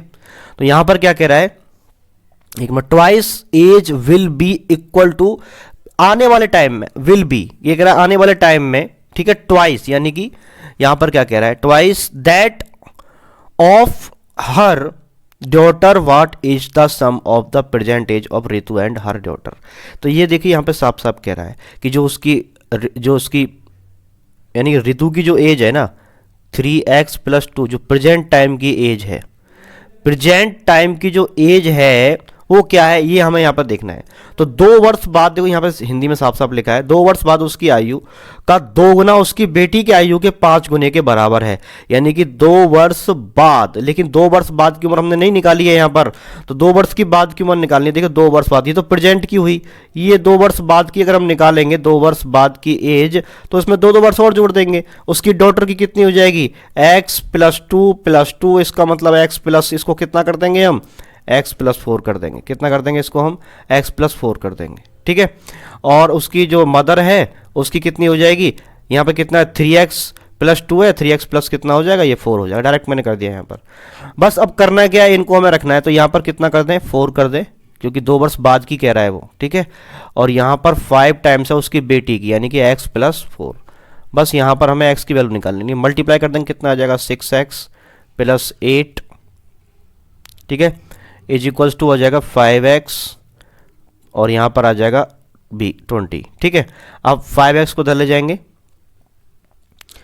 तो यहाँ पर ये 6x की जगह पे क्या हो गया, 1 मिनट, ये हट जाएगा यहाँ से, तो यहाँ पर आ जाएगा हमारा 6x, ठीक है, और ये 5x, इसको इधर ले जाएंगे तो x, और 8 को इधर ले जाएंगे, इधर आ जाएगा हमारा 12, क्योंकि 20 से इसको सब्ट्रैक्ट कर देंगे, ठीक है, इधर जाके प्लस का माइनस का हो जाएगा, तो x बराबर कितना आ गया, 12 है। अब वो कह रहा है कि जो वर्तमान एज है उसकी बेटी की वर्तमान आयु का योग, दोनों की वर्तमान आयु का योग, तो वर्तमान आयु दोनों की देखिए ये वाली है, और x की वैल्यू हमें 12 मिल चुकी है, तो सीधी बात है जब इनको ऐड करेंगे 3x, और ये कितना हो गया 4x प्लस, और ये कितना हो जाएगा 2, और 2 कितना हो गया 4, बस इसमें वैल्यू रख देनी है हमें, ठीक है, कितना, तो 4 यानी कि 4 × 12 + 4, 12×4 = 48, और 4 कितने हो गए 52, ठीक है, 52 आ जाएगा इसका एज का सम, क्या आ जाएगा, एज का सम आ जाएगा 52, ठीक है। The diameter of the base of a right circular solid cylinder is 14 centimetre and its volume is 2002 centimetre cube. The total surface area of the cylinder क्या है, देखिए एक लंबवृत्तीय ठोस बेलन के आधार का व्यास 14 सेंटीमीटर, उसका आयतन दे रखा है इतना, और बेलन का कुल पृष्ठीय क्षेत्रफल निकालना है। तो देखिए बेलन का अगर हमें कुल पृष्ठीय क्षेत्रफल निकालना है तो उसका फॉर्मूला हमारे माइंड में आ जाना चाहिए। कुल पृष्ठीय क्षेत्रफल का जो फॉर्मूला होता है T यानी S, total surface area, is equals to क्या होता है, टोटल सरफेस एरिया होता है 2 पाई, ठीक है, 2 पाई R और H + R, ये होता है टोटल सरफेस एरिया का फॉर्मूला। ये हमारा बेलन है, इससे पहले भी मैंने एक टोटल, हाँ इससे पहले भी मैंने बताया था कि टोटल सरफेस एरिया का फॉर्मूला कैसे निकालते हैं। अगर आपको surface area, curve surface area का फॉर्मूला पता है 2πr/h है, उसमें दोनों ये वाले जो है प्लेन फेस है इनके और एरिया ऐड कर देते हैं, क्योंकि प्लेन है सर्कुलर है तो πr² 2πr², उसमें 2πr कॉमन लेते हैं, टोटल सरफेस एरिया का फॉर्मूला ये वाला हो गया। अब यहाँ पर प्रॉब्लम ये है कि यहाँ पर लंबे बेलन ठोस का जो है, यहाँ पर देखिए एक चीज दे रखी है, सिलेंडर का सेंटीमीटर दे रखा है, देखिए ये दे रखा है, डायमीटर दे रखा है, क्या दे रखा है, डायमीटर दे रखा है 14 सेंटीमीटर, तो इसका जो आर है वो हो गया 7 सेंटीमीटर। तो हमारे पास एच नहीं है इसको फॉर्मूले को लगाने के लिए, लेकिन एच हमें कहाँ से मिलेगी, उसने उसका वॉल्यूम दे रखा है। तो वॉल्यूम क्या होता है सिलेंडर का, अगर हम सिलेंडर की वॉल्यूम की बात करें तो सिलेंडर का वॉल्यूम होता है πr²h = 2002, ये दे रखा है। अब हमें पता है पाई की वैल्यू हमें कितनी लेनी है, 22/7 यानी कि 22/7 लेनी है, यहाँ पर दे रखा है, गिवन है ऑलरेडी, ठीक है। और इंटू 7 क्योंकि आर कितना है 7, 2 टाइम्स मल्टीप्लाई कर देंगे क्योंकि 2 यहाँ पर दे रखा है इसका स्क्वायर, ठीक है। और एच हमें पता ही नहीं है, और यहाँ पर कितना होगा 2 0 और ये 2, ठीक है। 7 से 7 इसको कट कर देंगे, 7 से जब 7 इसको कट कर रहे होंगे तो हमारा आंसर कितना आएगा, इससे इसको डिवाइड कर देंगे तो h बराबर आ जाएगा 2002 अपॉन आ जाएगा हमारा 22 × 7, ठीक है। ये आ जाएगा 22 × 7, इससे अगर इसकी मल्टीप्लाई करेंगे तो ये आ जाएगा हमारा आई थिंक 154, कितना आ जाएगा हमारा ये 154, 22 × 7 ये कितना हो जाएगा 154 हो जाएगा, ठीक है। 154 से इसको डिवाइड लगाएंगे तो कितना आएगा, क्वेश्चन हमारा ये है, ठीक है। तो चलिए 152 से अगर डिवाइड लगाएंगे तो ये जाएगा हमारा कितना 13 टाइम्स, कितना जाएगा हमारा 13 टाइम्स। इस 154 से 2002 को मल्टीप्लाई लगाएंगे तो हमारा आ जाएगा 13 टाइम्स। तो कहने का मतलब है एच हमारा आ गया 13। बस इस फॉर्मूले में इसको वैल्यू को पुट करना है, 2 × 22/7। ये तो फॉर्मूले बेस ही होते हैं, इस तरीके से हमें ये करने होते हैं। और यहाँ पर आर का वैल्यू कितना दे रखा है, जो 7, और यहाँ पर h + r कितना, दोनों को ऐड कर देंगे वो 13 है और ये 7 है, तो कितना हो जाएगा ये 20, ठीक है। 7 से 7 कट गया, अब इसकी मल्टीप्लाई करेंगे तो ये कितना हो जाएगा 22 दूनी 44 और 44 दूनी 88, तो ये हो जाएगा हमारा 880। कितना आ जाएगा आंसर हमारा 880। नेक्स्ट देखते हैं question. In a circle with center O, chord AB and CD are parallel chord on the opposite side of A. If AB is equals to 20 centimeter and CD equal to 48 centimeter, distance between the chord, देखो chord के बीच में distance दे रखा है। हमने सबसे पहले एक circle draw कर लिया, ठीक है। तो ये इसका सेंटर मान लिया हमने O है, ठीक है। और यहाँ पर क्या है कि दो कोड दे रखी हैं, एक कोड थोड़ी बड़ी है और एक कोड थोड़ी छोटी है, ठीक है। तो एक कोड का जो डिस्टेंस दे रखा है उसने दे रखा है 20 और एक कोड का डिस्टेंस दे रखा है उसने 48, ठीक है। अब अगर हम बात करें सेंटर से जब भी कोई हम इस पे करते हैं तो ये हमेशा हाफ में इसको डिवाइड करता है। तो ये कितना रह गया हमारा 24 और ये कितना रह गया हमारा 24, ठीक है। परपेंडिकुलर लाइन ड्रॉ करते हैं सेंटर से किसी कोड पर तो वो हमेशा उसको क्या करती है 2 पार्ट्स में क्या करेगी, इसको डिवाइड करेगी। तो ये हमने यहाँ पे मान लिया 10 और यहाँ पे ये मान लिया हमने 10। अब हमें करना क्या है कि ये जो सेंटर है, ठीक है, इसका जो सेंटर है इससे इसको हम क्या कर देंगे मैच कर देंगे, ठीक है। इनको हमने इसको मैच कर दिया। और यहाँ पर एक चीज़ और दी है कि ये तो है हमारी कोड AB और ये है हमारी CD। क्या है ये CD, ये वाली AB है और ये CD है। बस अब आपको करना है क्या है, यहाँ पर पूछ क्या रहा है, वृत्त का व्यास पूछ रहा है। अगर आप इसका एक का वैल्यू निकाल लेंगे यानी कि ये हमारी रेडियस हो जाएगी, कहीं से भी डालें वो एक रेडियस हो जाती है, ठीक है। तो ये भी इसकी रेडियस होगी इस वाले सर्कल की, ठीक है। तो हमें रेडियस फाइंड करनी है, यहाँ पे मेन चीज़ ये है। और रेडियस का कर देंगे हम डबल, सही। फिर उसके साथ हमारा क्या आ जाएगा, वृत्त का डायमीटर आ जाएगा, ठीक है। जो सर्कल है उसका डायमीटर आ जाएगा। अब यहाँ पर 2 लैंग्वेज हो रही है, कभी हिंदी में बोल जाता हूँ कभी इंग्लिश में, ठीक है। तो अब यहाँ पे करना क्या है, देखिए सबसे पहले हमें, क्योंकि देखिए यहाँ पर आप देख रहे होंगे कि यहाँ पर OC क्या दिख रहा है इसका, आपको यहाँ पर दिख रहा है कर्ण, जिसको हम क्या बोलते हैं स्पॉन्टेनियसली। यहाँ पर कितना हो जाएगा हमारा OC² पाइथागोरस में से। तो यहाँ पर ये हमारा कितना हो गया। अब यहाँ पर देखिए इन दोनों के बीच का जो डिस्टेंस दे रखा है वो दे रखा है इसने 34। तो इसको हम x मान लेते हैं, इसको मान लेते हैं हम 34 - x, ठीक है। तो ये हमारा x रहा। तो यहाँ पर कितना आ जाएगा x² प्लस, और ये वाली कितनी है 24, नीचे वाली 24 का स्क्वायर। पाइथागोरस प्रमेय से ये होता है, ठीक है। पाइथागोरस प्रमेय क्या करती है, कर्ण का स्क्वायर इज इक्वल्स टू लंब का स्क्वायर और किसका, आधार का स्क्वायर, ठीक है। इस तो ये आ जाएगा हमारा यहाँ पर एक्स स्क्वायर, तो इसको मल्टीप्लाई करेंगे तो हमारा एक्स स्क्वायर ही रहेगा। और ये आ जाएगा 24 का, अगर हम मल्टीप्लाई करते हैं तो 24 इंटू 24 करते हैं तो 500 कितना आता है, 76, ठीक है। तो ये आता है। मेंसुरेशन के लिए कभी कभी होता है कि 50 तक हमें स्क्वायर भी पता होने चाहिए, तो वहाँ पर ये चीज़ें काम करती हैं। ये आ गया हमारा। अब क्या करना है इसमें, हमें ध्यान से देखेंगे। ओ सी स्क्वायर आ गया। उसी तरीके से हम ओ ए स्क्वायर निकालेंगे। क्या निकालेंगे हम, ओ ए स्क्वायर। और ये दोनों इक्वल हैं एक दूसरे से, ठीक है। लास्ट में दोनों को एक दूसरे के इक्वल रख देंगे। तो यहाँ पर कितना आएगा, 34 माइनस कितना आ जाएगा, एक्स का स्क्वायर, ठीक है, प्लस इसके बाद हम क्या करेंगे, ये रखेंगे 10 का स्क्वायर, क्योंकि ये हमारा कर्ण हो गया, लंब का स्क्वायर और बेस और आधार का स्क्वायर जो होता है वो स्पॉन्टेनियस के कितने होते हैं, स्क्वायर के इक्वल होता है, ठीक है। चलिए, तो यहाँ पर हम इसको जब ओपन करेंगे तो 34 इंटू 34 जो होता है, क्या होता है, 34 इंटू 34, ठीक है। ये होता है हमारा जब इसको ओपन करेंगे ए का स्क्वायर माइनस बी का स्क्वायर, तो ये हो गया हमारा 1156 plus x square plus 34 two जा 68 एक्स प्लस यहाँ पर कितना हो गया, ये हमारा 100, ठीक है। ये हमारा इतना आ गया। अब यहाँ पर आपको एक बात ध्यान देनी है कि ये ओ ए और ओ सी दोनों ही इसकी रेडियस हैं, सर्कल की त्रिज्या हैं, तो दोनों क्या होंगी, इक्वल होंगी। तो हम ओ सी स्क्वेयर बराबर ओ ए स्क्वेयर बराबर रहेगा। तो हमें करना क्या है, इसके इक्वल रख देना है, यानी कि ये आ गया हमारा 1156 plus x square plus 68 x plus 100, ठीक है। ये इसके हमने इक्वल रख दिया। यहाँ पर आ जाएगा हमारा उस हालांकि वैल्यू मैंने प्लॉट के रख दी है, वो बात एक ही है, प्लस 576, ठीक है। तो ये वैल्यू कहीं भी आप पुट कर रख लो, मैंने इनको थोड़ा चेंज कर दिया है, इधर का पार्ट इधर रख दिया, इधर का पार्ट इधर रख दिया है, तो ये मैनेज करके चलेंगे, इतना तो सबको आता है, ठीक है। तो अब यहाँ पर करना क्या है, देखिए यहाँ एक्स स्क्वायर से एक्स स्क्वायर हमारा कट जाएगा। जब इस वाले पार्ट को इधर रखते ना तब भी यही बात होती, इस वाले पार्ट को इधर रखते तब भी यही बात होती। तो ओ सी की वैल्यू मैंने इधर रख दी है और ओ ए की वैल्यू इधर रख दी है, तो ये आपको थोड़ा करेंगे, ये भी एक ही बात है, बराबर तो बराबर ही होता है। एक्स कट गया।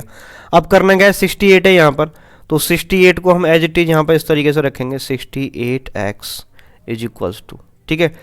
एक मिनट, 68 यहाँ पर माइनस का आएगा, ये फॉर्मूला गलत खोल दिया, ओपन कर दिया हमने। यहाँ पर क्या आएगा, माइनस, यहाँ पर आएगा माइनस। तो करना क्या है, यहाँ पर जो 68 है इसको इधर लेके जाएंगे, गलत हो रहा है, एक मिनट।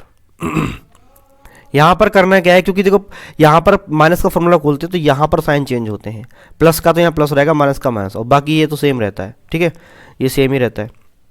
अब करना क्या है, यहाँ पर हमें 68 को इधर ले जाएंगे और ये 576 को इधर ले जाएंगे, तो 1156 माइनस कितना हो जाएगा, नहीं ये 1256 हो जाएगा, क्योंकि इसको भी हम ऐड कर लेंगे 100 को इसके साथ में, तो 12 कितना हो जाएगा, ये एक मिनट, इसको भी हम यहीं पर ले लेंगे। क्वेश्चन अच्छे पूछे इन्होंने, कैलकुलेशन काफ़ी मांग रहा है। 1200 कितना 56, और क्योंकि हम 100 को जोड़ देंगे 1156 में, और माइनस कितना कर देंगे 576, और इज इक्वल्स टू ये 68 इधर जाके प्लस का हो जाएगा 68x। अब करना क्या है, 1256 माइनस सब्ट्रैक्ट करना है आपको 576, तो 1256 में से जब हम 576 सब्ट्रैक्ट करेंगे तो ये हमारा आंसर कितना आ जाएगा 680, ठीक है, और बराबर 68 यहाँ इधर है ही, 68 से भाग लगाएंगे तो यहाँ पर आ जाएगा 10, तो एक्स का वैल्यू कितना आ गया यहाँ पर 10।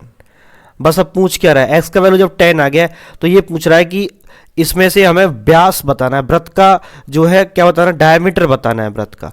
तो हमें सिर्फ एक्स का वैल्यू मिला है, तो यहाँ पर हम ओ सी की वैल्यू निकाल सकते हैं। यहाँ से एक्स का वैल्यू निकालेंगे, यहाँ पर कितना है हमारा 10, तो ये 100, जब 100 ऐड करेंगे तो इसमें कितना आ जाएगा, ये हमारा 100 प्लस 576, तो ये आ जाएगा हमारा 676। तो ओ सी स्क्वायर कितना आ गया, यहाँ पर लिख ले रहा हूँ मैं, तो ओ सी स्क्वायर आ गया हमारा 676, ओ सी बराबर 676, और ये जो 676 होता है 26 का वर्ग होता है, तो ओ सी स्क्वायर आ गया कितना 26। इसका मतलब है रेडियस आ गई इसकी 26 और हमें डायमीटर चाहिए, इसको पूरा कर देंगे डायमीटर, ये क्या हो जाएगा डायमीटर हो जाएगा इसका पूरा, तो ये हो जाएगा हमारा 52। आंसर कितना आ जाएगा हमारा यहाँ पर 52 आंसर आ जाएगा। ठीक है, आई होप क्वेश्चन सही में आया होगा। थोड़ा सा लेंथी क्वेश्चन है, इसमें टाइम लगता है इस तरीके से क्वेश्चन को करने में, ये होगा कुछ इस तरीके से ही। नेक्स्ट क्वेश्चन है a solid cube of volume 46,656 यानी कि 46,656 centimetre cube is a cut into 8 cubes of equal volume. What is the ratio of surface area of original cube and the total surface area of the smaller 8 cubes. ठीक है, तो total surface area उसका बड़े वाले का, और ठीक है, और नहीं सरफेस एरिया किसका, ओरिजिनल क्यूब का सरफेस एरिया, और total surface area of all smaller 8 cubes का, ये इसका रेशियो हमें फाइंड करना है। तो ध्यान से आप देखेंगे, सबसे पहले हमें यहाँ पर a की पावर 3 यानी कि वॉल्यूम जो दे रखा है वो दे रखा है 46,656। तो यहाँ पर अगर हम a की वैल्यू अगर निकालना चाहें तो ये आ जाएगा हमारा 36। ये 36 का क्यूब है। ठीक है, क्या है यहाँ पर, ये 36 का क्यूब है। अब हमें निकालना है जो बड़ा वाला है क्या क्यूब है, उसका क्या निकालना है हमें, यहाँ पर वॉल्यूम निकालना है, सॉरी एरिया निकालना है, सरफेस एरिया। तो इसका हमें क्या निकालना है, सरफेस एरिया। तो सरफेस एरिया कैसे निकालेंगे इसका, सरफेस एरिया जो होता है एस ए होता है 6a स्क्वायर। बस आप इसकी इसमें वैल्यू रखो 6 × 36 × 36। ठीक है, तो इनकी जब मल्टीप्लाई करेंगे तो हमारा ये आ जाएगा 7 7 और कितना आ जाएगा 7 6, इनकी मल्टीप्लाई करेंगे। ठीक है, ये आपको करनी पड़ेगी, ये तो करनी पड़ेगी। 1100 कुछ इसका आ जाएगा। ठीक है, नहीं वो तो 34 का आएगा, 1200 कुछ आएगा इसका जब मल्टीप्लाई करेंगे इनकी दोनों की, तो उसकी जब मल्टीप्लाई करेंगे तो ये हमारा आएगा। ठीक है, 7776, ये सरफेस एरिया आ गया इसका। अब हमें निकालना छोटे घन का आयतन। तो हमें पता है कि जो टोटल आयतन है, छोटे घन का आयतन निकालना है हमें। ठीक है, क्या निकालना है हमें, स्मॉल क्यूब। ठीक है, स्मॉल क्यूब वॉल्यूम। जब स्मॉल क्यूब वॉल्यूम निकालेंगे तो बस इसी को हम 8 से डिवाइड कर देंगे, खुद ही निकल जाएगा वो तो। 656 और डिवाइड बाई कितना हो जाएगा, 8 से डिवाइड करेंगे। जब 8 से डिवाइड कर रहे होंगे हम तो आंसर कितना आ जाएगा हमारा 5 8 और 3 2, ये हमारा इसका आंसर आ जाएगा। ठीक है, ये आप कर लीजिएगा, मल्टीप्लाई करेंगे मुझे टाइम लगेगा थोड़ा सा। ठीक है, डिवाइड करेंगे तो इतना हमारा छोटे वाले का इतना वो आ गया। ठीक है, अब यहाँ पर हमें पता है कि ये a की 3 के इक्वल आया कितना 5 8 3 2, क्योंकि हमें टोटल सरफेस एरिया निकालना है इसलिए हमें a भी चाहिए। तो जब हम इसको निकालेंगे तो ये आ जाएगा हमारा, ये 18 का क्यूब है, तो a इक्वल टू कितना आ गया 18। ठीक है, 18 आ गया। अब क्या करना है, इसका हमें छोटे घन का भी क्या निकालना है, टोटल सरफेस एरिया। तो टोटल सरफेस एरिया जब इसको निकालेंगे तो ये आ जाएगा हमारा, कितना आ जाएगा हमारा, तो लेकिन यहाँ पर 8 क्यूब हैं, 8 क्यूब हैं और टोटल सरफेस एरिया 8 क्यूब का निकालना है, और ये आ जाएगा हमारा 6a स्क्वायर। तो यहाँ पर कितना आएगा 8 × 6 और a का वैल्यू कितना है यहाँ पर 18 × 18, ये आ जाएगा हमारा कितना, अगर इसकी मल्टीप्लाई करेंगे तो ये आ जाएगा हमारा 15,552, ये आ जाएगा। आप इसे मल्टीप्लाई करने में टाइम तो लगता है, इस क्वेश्चन टाइम टेकिंग क्वेश्चन है, या तो क्वेश्चन छोड़ दो या फिर 2-3 मिनट ऐसे क्वेश्चन में लगाना ही पड़ता है। ठीक है, तो ये हमारा आ गया। अब इसको हम क्या करेंगे, रेशियो निकालेंगे। रेशियो किसका निकालेंगे, वो कह रहा है कि मूल घन के सतह का क्षेत्रफल। ठीक है, मूल घन के सतह का क्षेत्रफल हमने क्या निकाला था यहाँ पर, ये वाला, यानी कि सरफेस एरिया बड़े वाले घन का और छोटे वाले घर का टोटल सरफेस एरिया टी ऐसे इस तरीके से। तो ये कितना आ जाएगा 7 7 7 6 अपॉन कितना आ जाएगा 15 और ये 5 2, इस तरीके से ये आ जाएगा। तो आंसर कितना आ जाएगा यहाँ पर 1:2, क्योंकि ये सीधा इसका ये डबल है। ठीक है, कितना आ जाएगा 1:, ये आ जाएगा, ये सीधा इसका डबल है। तो आंसर कितना आ जाएगा ये वाला। चलिए नेक्स्ट कैलकुलेटिव क्वेश्चन है, टाइम टेकिंग है, कोई क्वेश्चन स्पीड ब्रेकर भी होता है इसमें। ठीक है, नेक्स्ट क्वेश्चन देखिए कितना सिंपल क्वेश्चन है। In quadrilateral ABCD C equals to इतना दे रखा है, D इक्वल्स टू दे रखा है 58 degree, the bisector of AB meet at P।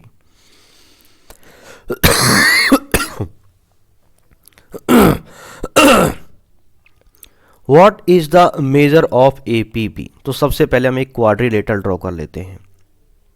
ठीक है, क्वाड्रिलेटरल हमने एक ड्रॉ कर लिया, ये हमने एक क्वाड्रिलेटरल ड्रॉ कर लिया। ठीक है, ये हमारा कोई क्वाड्रिलेटरल है, तो यहाँ पर हमने दे दिया नाम ए, और ये दे दिया बी, और ये सी, और ये हो गया हमारा डी। तो यहाँ पर इसने सी का वैल्यू जो दे रखा है वो दे रखा है यहाँ पर उसने 102, और डी का जो वैल्यू दे रखा है वो दे रखा है इसने 58। कितना दे रखा है यहाँ पर 58। अब ये कह रहा है कि ए को बाइसेक्ट कर रहा है और बी को बाइसेक्ट कर रहा है, और कहाँ पर ये मिल रहा है, ये मिल रहा है पी पर। ठीक है, तो ये हमें निकालना है, ये पी पर मिल रहा है। तो ध्यान से आप देखेंगे कि जो टोटल जो होता है angle A plus angle B plus angle C plus angle D, ये जो टोटल होता है ये 360 डिग्री होता है। ठीक है, टोटल जो होते हैं इंटरनल एंगल का जो सम होता है वो कितना होता है 360 डिग्री। तो यहाँ पर हमें सी और डी दे रखे हैं, तो ए प्लस बी, अगर हम बात करें ए प्लस बी, ठीक है, ए प्लस बी, तो सी और डी कितना दे रखा है, ये दे रखा है 102 और 58, तो कितना दे रखा है ये 160 दे रखा है, तो 160 दे रखा है 360। तो हम इसका सम देखेंगे तो ए प्लस बी, इनका जो सम आ रहा है कितना आ रहा है, ध्यान से देखेंगे 360 माइनस 160। ठीक है, तो ये आ गया हमारा 200। अब ये बाइसेक्टर हैं, अब हमें ये निकालना है, तो बाइसेक्टर का कैसे निकालेंगे, क्योंकि अगर ये दोनों मिल जाए हमें तो ये भी मिल जाएगा हमें फिर। ठीक है, तो हमें ये दोनों निकालने हैं, तो ये कैसे निकालेंगे, दोनों साइड को, क्योंकि ये हमारा आ गया ए प्लस और ये आ गया हमारा बी, दोनों साइड को 2 से डिवाइड लगा दो, 2 से डिवाइड लगा लो। देखिए ये बाइसेक्टर हैं दोनों, ठीक है, ए का बाइसेक्टर और ये बी का बाइसेक्टर, दोनों का जो सम है वो आ रहा कितना आ रहा है, 2 से डिवाइड लगाएंगे तो 100। जब ये टोटल दोनों का सम 100 हो गया तो ये बचा हुआ कितना, सीधी बात है 80, क्योंकि 180 होता है। ठीक है, ठीक है, ट्राइंगल का जो एंगल होते हैं उसका जो टोटल सम होता है कितना होता है 180, तो 100 इसमें सब्ट्रैक्ट करेंगे कितना आ गया ये हमारा 100, जब सब्ट्रैक्ट करेंगे तो ये आ गया हमारा 80 डिग्री। तो आंसर कितना आ जाएगा यहाँ पर 80 डिग्री। चलिए नेक्स्ट क्वेश्चन देखते हैं, थोड़ा कलर चेंज हो गया ऑप्शन का। देखिए ये क्वेश्चन है, यहाँ पर थोड़ा ये टाइम टेकिंग है, इस तरीके के क्वेश्चन जो टाइम टेकिंग होते हैं, सीधा सीधा क्वेश्चन नहीं पूछा है। A sum amount to R S इतना at the end of 2 years at 12% per annum compound interest when interest is compounded annually, what will be the simple interest on the same sum at the same rate. उसका double करना है और उसका हमें क्या निकालना है, साधारण ब्याज निकालना है। तो सबसे पहले आपको ये फॉर्मूले पता होना चाहिए, ये बेसिक फॉर्मूले है कि अगर हमें कंपाउंड इंटरेस्ट निकालना है तो ये फॉर्मूला होता है पी, ठीक है, और यहाँ पर 1 प्लस और यहाँ पर आर अपॉन 100 बाई यहाँ पर एन और माइनस पी, कंपाउंड इंटरेस्ट निकालना है। और अगर आपको दे रखा है अमाउंट तो उसके लिए फॉर्मूला है पी और यहाँ पर 1 प्लस आर अपॉन 100 और पावर एन। इसके दो तरीके हैं, एक तो तरीका है कि आप इसको अनदर वे में सॉल्व कर सकते हो, बाकी सॉल्व ये क्वेश्चन करना ही पड़ेगा आपको, इसमें कोई इस तरीके की ट्रिक काम नहीं करेगी। ठीक है, तो सबसे पहले हमें यहाँ दे रखा है यहाँ पर कितना 37,632 ये दे रखा है। ठीक है, और P हमें यहाँ पे निकालना है, P हमें दिया ही नहीं है, तो यहाँ पर 100 है, 1 प्लस R कितना दे रखा है 12 अपॉन कितना दे रखा है 100 और यहाँ पर 2 ईयर दे रखा है। बस ये है, हमें P के वैल्यू अगर निकल गया हम तो आराम से निकल पाएंगे, क्योंकि इंटरेस्ट तो हमें दे रखा है 12%। तो इसको हम कट करेंगे, कितना हो जाएगा 4 से, तो 3 आगे, इस 4 से करेंगे 24, तो 24 बन जा, कितना हो गया 24 बन जा 24 और 3 28, तो ये आ जाएगा हमारा 36732 इज इक्वल्स टू P और यहाँ पर आ जाएगा 28 अपॉन 25 और इसका पावर 2। ठीक है, तो ये आ गया हमारा।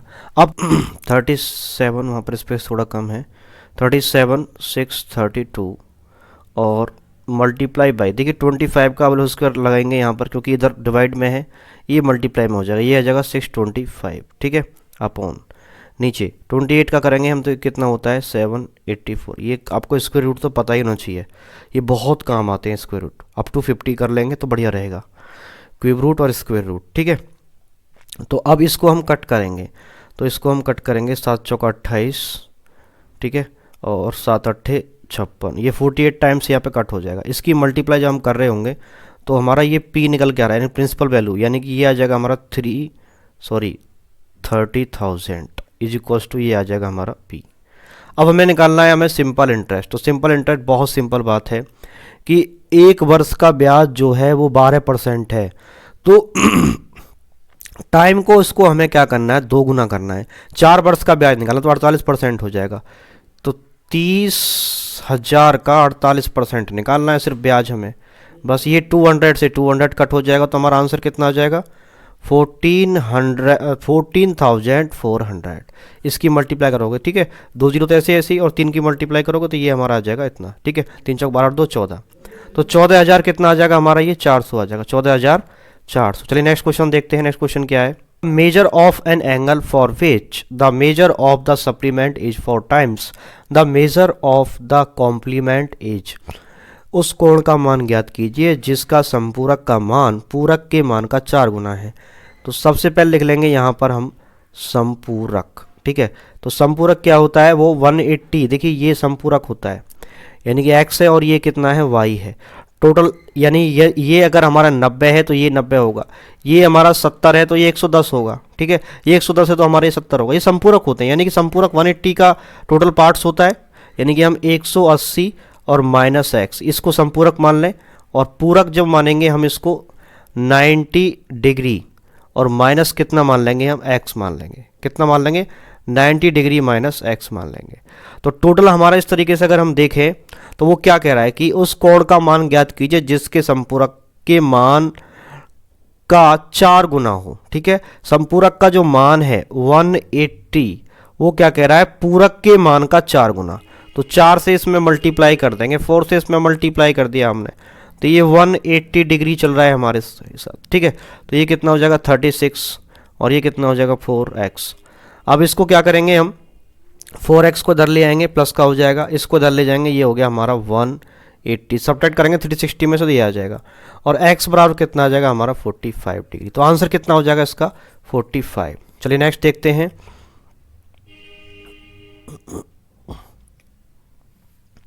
ये क्वेश्चन है, what is the ratio of area of an equilateral triangle of side 2a unit to that of square whose diagonal is 2a units. ध्यान से देखेंगे कि यहाँ पर जो दे रखा है इक्विलैटरल ट्राइंगल, ठीक है, इक्विलैटरल ट्राइंगल का जो साइड दे रखा है वो 2a है दे रखा है। तो इक्विलैटर का तीनों साइड इक्वल रहेंगी, और नेक्स्ट दे रखा है उसने कि एक स्क्वायर है, ठीक है, और स्क्वायर में क्या एक डायगोनल है वो भी 2a है, ठीक है, वो भी क्या है यहाँ पर 2a है। तो अब हम बात करते हैं वर्ग का क्षेत्रफल का अनुपात। दोनों का क्षेत्रफल अगर हम देखें तो इसका क्षेत्रफल और इसका क्षेत्रफल का अनुपात निकालना है, ठीक है। तो समबाहु त्रिभुज का जो क्षेत्रफल का फॉर्मूला होता है वो क्या होता है, एरिया जो होता है वो होता है √3/4, और यहाँ पर क्या हो जाएगा साइड का स्क्वायर, यहाँ पर साइड का स्क्वायर रहता है, ठीक है। चलिए तो इनका हमें बस एरिया निकालना है, तो कैसे निकालेंगे, देखिए फॉर्मूला। तो यहाँ पर क्या कह रहा है वो, तो ट्राइंगल का एरिया है 3/4 इंटू साइड का पावर 2, और नीचे क्या कह रहा है वो वर्ग का क्षेत्रफल। तो देखिए विकर्ण से भी निकलता है, अगर हमें वर्ग का एरिया निकालना है तो विकर्ण से भी निकलता है, यानी कि अगर हम क्या करें 1/2 कर दें और डायगोनल का स्क्वायर कर दें तो भी हमारा विकर्ण का वर्ग का जो स्क्वायर है उसका एरिया आ जाता है। तो ये इसका कितना आ जाएगा 1/2, और यहाँ पर डायगोनल के लिए कितना दे रखा है, डायगोनल कितना दे रखा है 2a, तो इसका 2a स्क्वायर कर देंगे। तो उसी प्रकार अगर हम देखें यहाँ पे, तो ये एक मिनट इस साइड को हम हटा देते हैं, साइड की जगह पर जो दे रखा है इक्विलैटरल ट्राइंगल का जो साइड दे रखा है डायरेक्ट उस साइड को ही रख देते हैं। यहाँ पर इक्विलैटरल ट्राइंगल का जो साइड दे रखा है ना डायरेक्ट उसी को रख देते हैं साइड की जगह पर। यहाँ साइड दे रखा है, इसकी जगह पर हम डायरेक्ट 2a स्क्वायर रख देते हैं, ये हो गया हमारा 2a स्क्वायर। तो 2a स्क्वायर से 2a स्क्वायर कैंसिल आउट हो जाएगा, ठीक है। अब क्या होगा, नेक्स्ट क्या होगा, देखिए √3 ठीक है, √3 कितना है 4, और ये पलट के 2 ऊपर आ जाएगा और 1 नीचे आ जाएगा। 2 से इसको 2 को कट कर देंगे तो हमारा आ जाएगा ये कितना आ जाएगा √3/2, यानी कि √3 × 2 इसका जो है रेशो आ जाएगा, ये इसका आंसर हो जाएगा, ठीक है।